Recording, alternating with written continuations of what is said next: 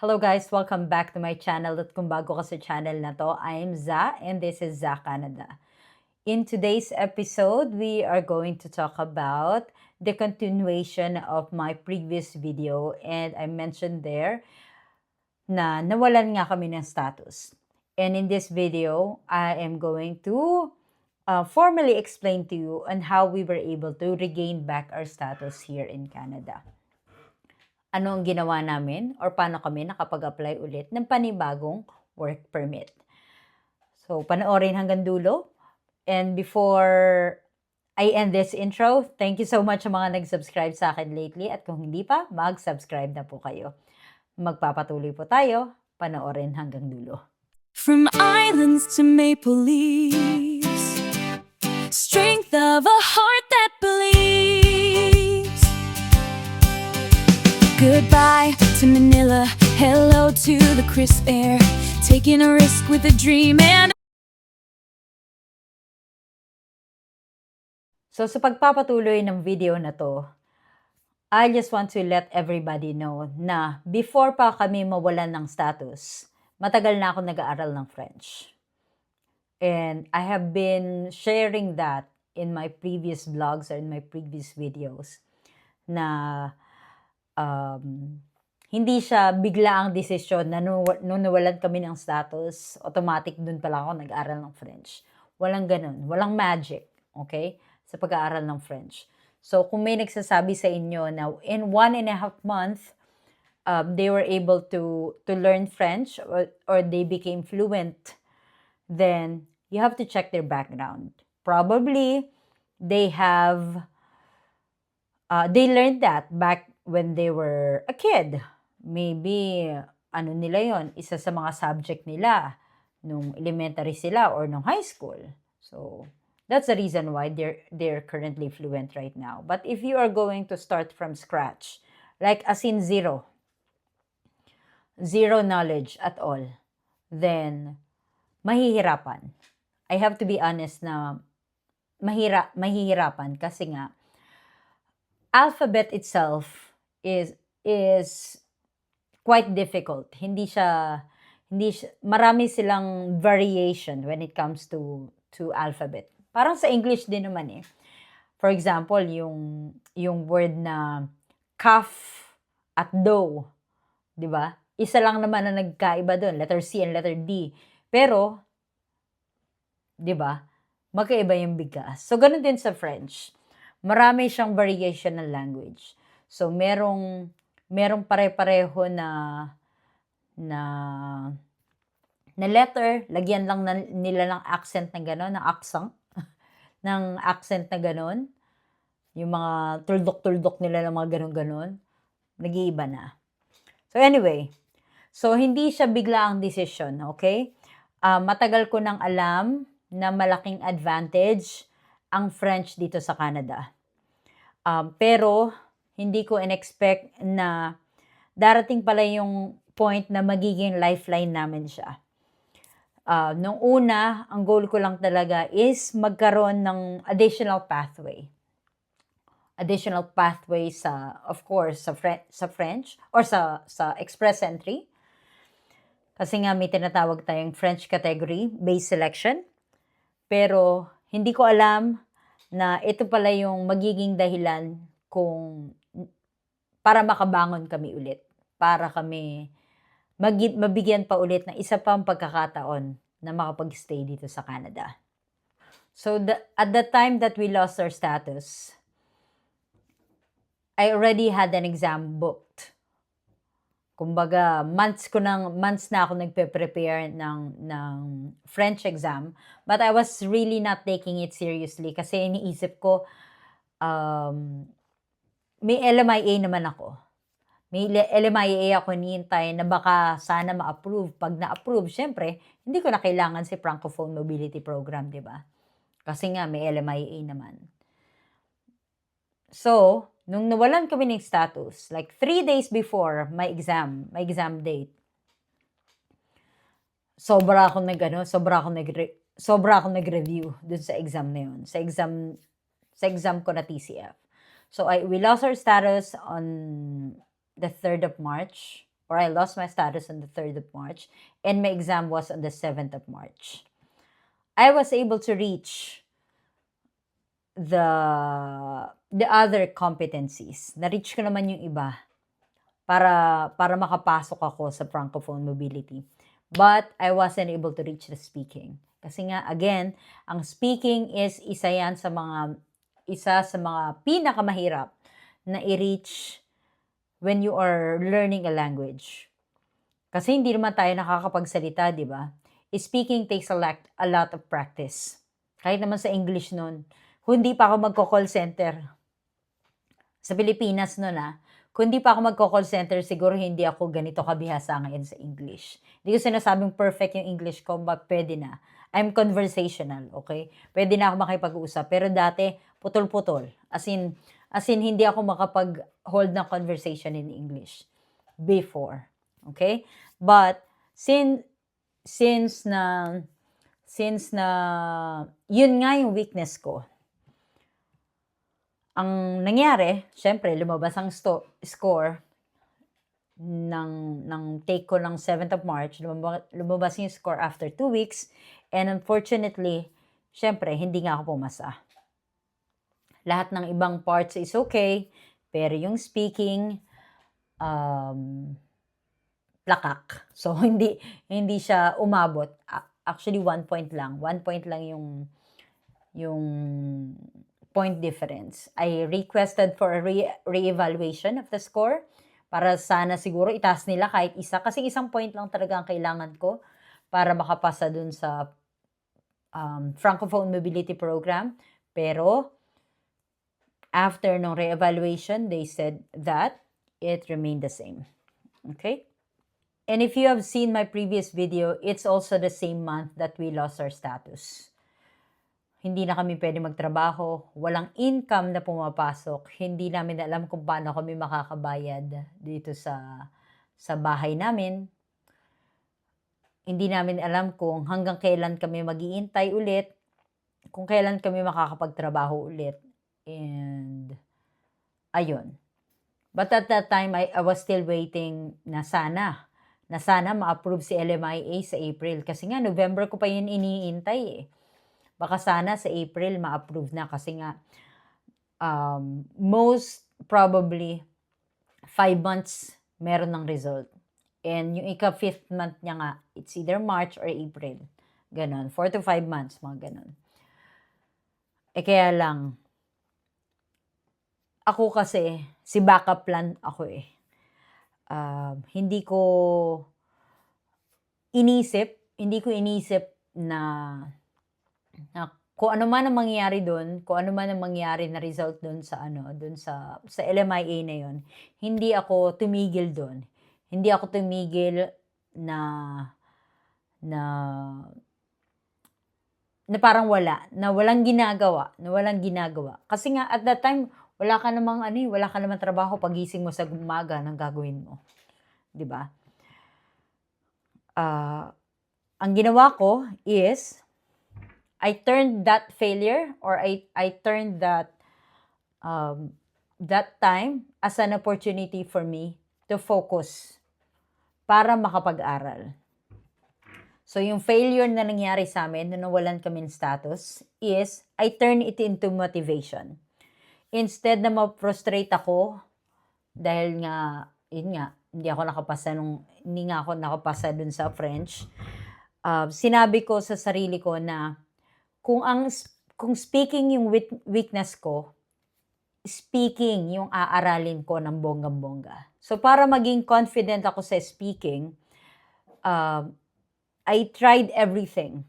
So, I switch everything in French. Yung ultimo Netflix na pinapanood ko, lahat yan French. Phone ko, French. Pag nakikipag-usap ako, I even joined a conversation or I even joined a group in WhatsApp. And everybody is only talking in French. So, conversation, pronunciation, vocabulary, listening, speaking, lahat yan French.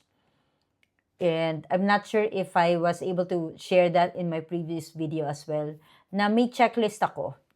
Like, I printed March, April, and May calendar. And then, may checklist talaga ako dyan for all the 4 skills. The listening, speaking, writing, and again, listening, reading, writing, speaking. Yan. I have to make sure na every single day I was able to touch each of the competencies. At may bawat oras ako dyan. So, in short, para pa rin ako nag-aaral. In short, para ako nagtatrabaho. Or, sabihin natin na nag-aaral. I was a full-time student when we lost our status. And during that time too, well, of course, I already received the result, right? Na-receive ko nga yung result ng March na hindi nga ako nakapasa sa speaking. So what I did was, in order for me to have additional motivation para mag-aral ulit ng French. Kasi nga may mga tao na, sige, tigil na lang ako. Hindi naman talaga para sa akin yung French na yan eh. Ang gagawin nila is titigil, uuwi, mag-aaral sa bulutan at uuwi. But that's not me. So again, I use that as a motivation and additional motivation to rebook my exam. And since mahirap nga mag-exam dito sa Vancouver, I looked for another test center. Well, inside Canada pa rin naman siya, and I booked the exam in Quebec. That is 5 hours away by flight here. So imagine niyo, wala lang nga kaming trabaho, wala kaming pinagkakakitaan, but still sumugal ako para mag-book ng exam doon sa Quebec. Ayan, ipapakita ko sa inyo yung one of the photos sa Quebec, dun sa Concordia, Montreal, diyan kami nag-exam. I was with a friend. Kaya sinasabi kong kami. I was with a friend when I took the exam. Okay? So may mas marami ang schedule diyan sa Quebec. And again, back at that time, hindi talaga kami masyadong gumastos. We stayed in a hotel. It's not even a hotel. We were informed that motel pala yun. Motel pala yun dun sa Quebec. And sabi ko, wala akong pakialam. Parang 2 gabi lang naman kami. 2 gabi lang kami nandoon. And hinati namin, syempre, sa 2 yung since na 2 nga kami nag-exam. So, hinati namin hinati namin yung total cost nung hotel, and at the same time, yung airfare ticket, yung pinakamura na magdadala sa amin papuntang Quebec at pabalik dito sa Vancouver, yun din yung kinuha namin. So, more or less, siguro kasama na yung exam, we spent about 1,000 Canadian. More or less, okay? Hindi ko na maalala. Kasi nga nasa credit card naman siya. O pwede siyang bayaran pwede naman siya bayaran ng paunti-unti. At salamat sa Diyos na bayaran na din po namin yan. Yan, pinutol ko lang yung last video kasi medyo mahaba na. Baka hindi natanggapin ng aking computer. So anyway, second exam. Ayan na nga si second exam ng TCF nung May 7 of 2026. And before that day, I really prayed hard to ano ba pangalan nun? Yan, ipopost ko na lang. Sorry po. Ayun, merong isa kasing basilika dun sa Quebec, and sinasabi nila, I was actually referred by a friend. Shout out kay Dandy. Ayan. Siya yung nag-refer sa akin na meron palang yun. Si Dandy nga pala, isa siya sa mga schoolmate ko nung high school na message ko sa Facebook. So anyway, sinabi niya sa akin, pumunta kayo dito kasi miraculous yung basilica na yan. So, before our exam, so we arrived in Quebec so 3 hours there's a 3 hours difference. Umalis kami dito ng 11 yata. Ng 11 p.m. ng Saturday ng gabi. Dumating kami doon Sunday ng umaga. No, I'm sorry. It was, tama ba? No, Saturday. Kasi nga parang walang, anyway, I cannot remember the details. So, basta yon. Saturday kami dumating sa Quebec, and then we went to that basilica. So, ipopost ko rin yung video, yung isang photo ko dyan. We went to basilica ng Sunday. So, sakto may mass. Natapos namin yung mass. Actually, in French nga yung mass. Pinipilit ko talaga intindihin yung French kasi nga the next day, which is Monday, that is already our exam date. Pinipilit ko talagang intindihin yung French. Kasi normally sa Quebec, lahat yan, halos lahat nagfe-French, yung mga tao. Diyan talaga yung parang French-speaking capital. Hindi ko alam kung ganyan talaga ang tawag. Pero parang technically diyan yung mga tao na halos lahat nagsasalita ng French. So anyway, including their mass, Sunday mass, French yung pare. So pinipilit ko talagang kahit papaano iintindihin. Pero again, itinatranslate ko lang siya sa English kasi mas alam ko yung English na exam. But English na math. Pero somehow maiintindihan mo naman yung kung yung order of events kumbaga dun sa simba. Anyway, so we took the exam on the 7th of March, which was the following day after we went to that basilica. And then, ayun. On Tuesday, bumalik na kami dito. Parang lang kami doon, 2 nights or 3 nights yata. 3 nights. Saturday night, Sunday night, Monday night. Tapos umaga ng Tuesday, kasi umalis kami doon, alas 4 pa lang, alas 5. Ayun. Tuesday, nandito na kami. Back in Vancouver. And finally, on the 20th of March, after the long period of waiting, kasi nung unang exam ko, like after 10 days, I was able to already receive the result. Ewan ko kasi siguro hindi sila masyadong nahihirapan kasi mababa lang ang exam, nito. Okay na yan. Pero anyway, on the 20th of May, we were able to receive the result. And ayun, luckily, I was able to reach my desired score and beyond. Actually, almost na siya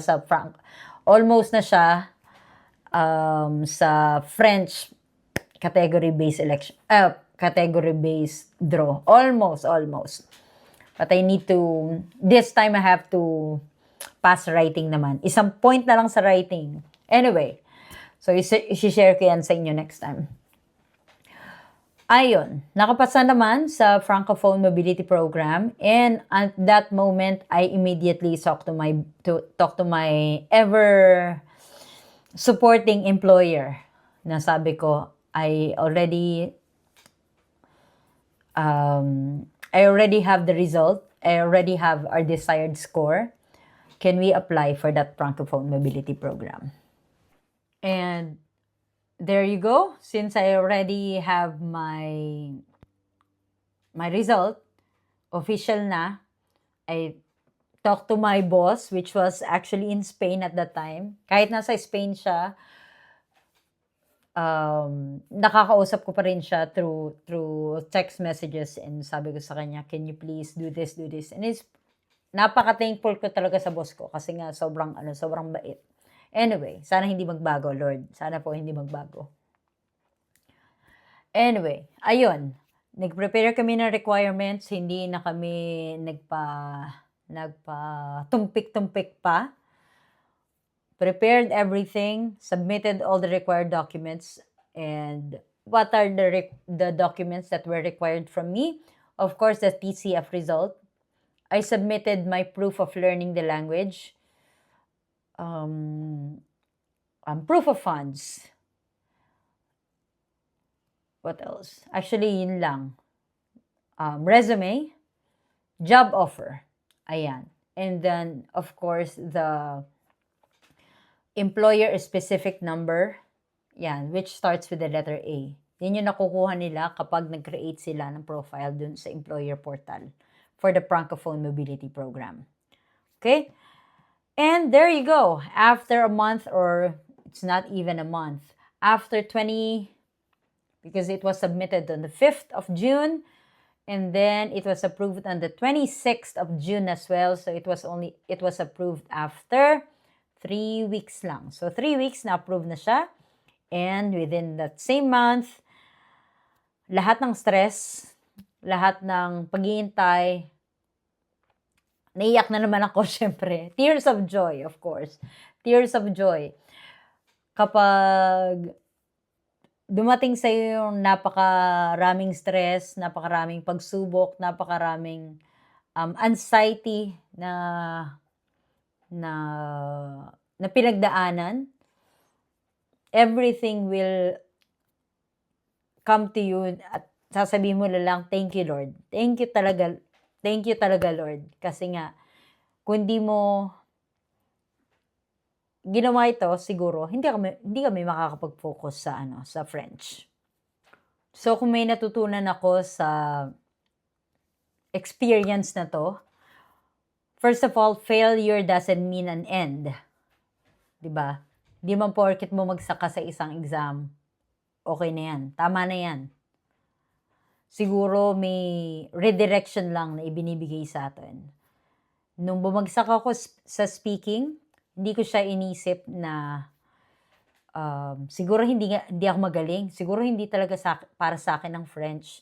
Pero ang inisip ko is, kailangan kong paghusayan ang speaking. Kasi nga, hindi yun yung isa sa mga competencies na pinagtuunan ko ng pansin before. Second, investing in yourself is never wasted. So again, whatever that you're currently learning right now is going to help you in the future. Kahit ano pa yan. Okay? And lahat ng ginugol ko sa French, it's worth it. And never make decision based on fear. Okay? So, kung natakot kami na, ay, uwi na lang kami, then, siguro wala kami ngayon ulit dito. Ang ginagawa namin is pinipili lagi namin na gumawa ng paraan. Okay? So, sa mga tao na nag-aaral ng French ngayon, don't give up. Alam kong mahirap. Pinagdaanan ko yan, promise. Okay? Mahirap talaga. Pero kakayanin. Okay? Yung especially yung speaking. Actually, nakakahiya siya. Nakakahiya minsan, nakaka-frustrate. And i-share ko lang. Again, there are a lot of people who speaks French in Quebec. Okay? And I talked to one of them. Kasi nga, kahit paano, dun ko lang mapapractice yung French ko halos sa lahat ng mga tao na nandun. So, ang ginawa ko talaga, tinatalo ko yung hiya ko. Kahit na ano lang. For example, there was this guy na kinausap ko sa airport. Sa airport pa lang na, ano nga ba yung, tinanong ko kung nasa inyo yung airline. Sabi ko, nasa po ba yung airline? Siyempre in French. Ayun. Naituro niya naman sa akin. Oh, bonjour, excusez-moi, bonjour, où se situe le vol de Flair. Yeah, sample lang yan. Okay. Ayun. Pero, yun nga, lahat tayo nagsisimula sa beginner. Practice lang ng practice. And consistency is more important than perfection. Okay? Sana may natutunan kayo sa video na to. And gusto ko lang ipa alam sa inyo kung ano yung pinagdaanan pinagdaanan ko when it comes to that Francophone mobility program. And most probably, I'll share to you my whole experience when we took the exam in Quebec. Kung ano yung mismong na-experience ko nung nag-take ako ng exam at that time. At ano yung siguro mga mistakes na nagawa ko or something that needs to be somehow still improved dun sa experience ko dun sa Quebec. Okay? So that should be it for now. I hope may natutunan kayo sa video na to.